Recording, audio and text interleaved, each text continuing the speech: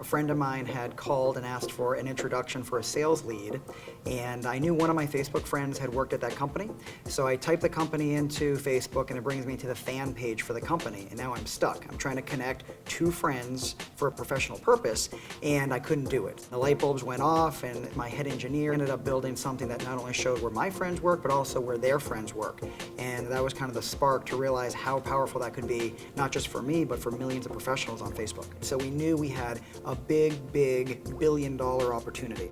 I've been a tech entrepreneur in Silicon Valley for 13 years, so in internet years, lifetimes ago. I grew up in New Hampshire, and undergrad went to UNH. I was a business major, and then coming out of UNH, a company called Fisher Scientific ended up paying for me to go to Harvard Business School. Once I was at HBS, it really opened up a whole new world to me. I'm meeting people from all over the world. Some were investment bankers, but some were entrepreneurs, and my business partner, James Courier, convinced me that we could create a really big idea around personality testing. And we took the Myers-Briggs test.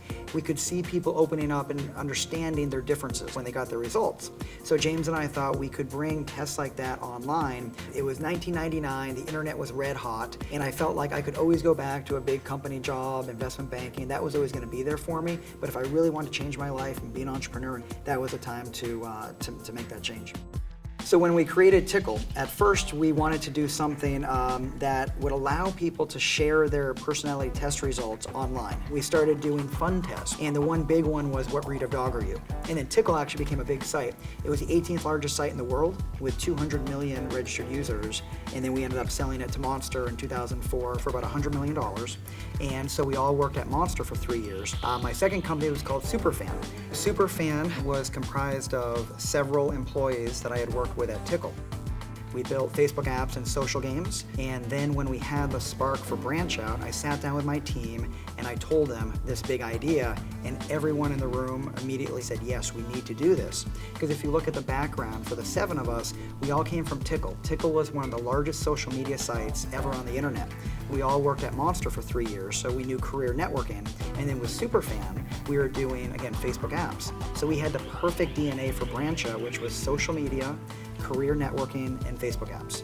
Of course, I was already a LinkedIn user and understood the power of professional networking, and I would say LinkedIn inspired me that way. So we were able to launch the site in 5 weeks, which is really fast. And then things got very interesting very quickly.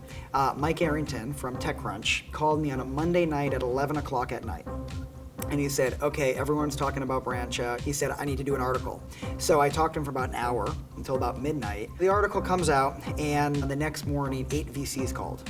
And then I realized, wow, we don't have a deck, we don't have a presentation. So I called my buddy Naval Ravikant, because he's a friend, and he's also an angel investor, and I said, I need to put a deck together to meet with some VCs. Can you help me, go over the deck? And within literally minutes of showing him the deck, he stopped me, and he said, wait, I'm in for $1 million.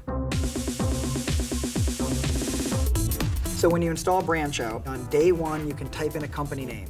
Let's say you want to see who you know at Google. You type in Google, we show you every one of your friends that has ever worked at Google, plus everyone that they know that's ever worked at Google. So on day 1, you've already got this installed base of friends and friends of friends. The reason BranchOut is considered so disruptive is that no one has ever tapped into Facebook for professional purposes.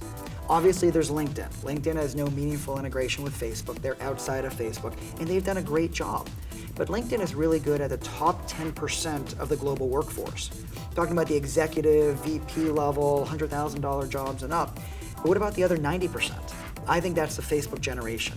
People who are professional, but they don't fit in that top 10%.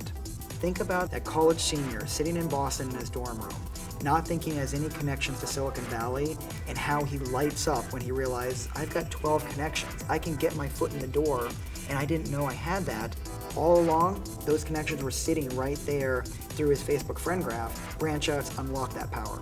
It took LinkedIn 5.5 years to get to 25 million registered users. It only took us 1.5 years.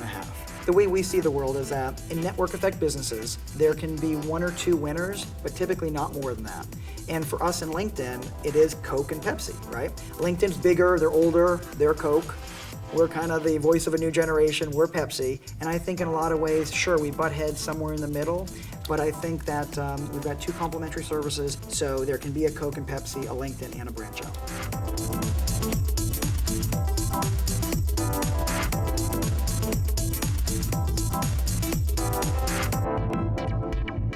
you.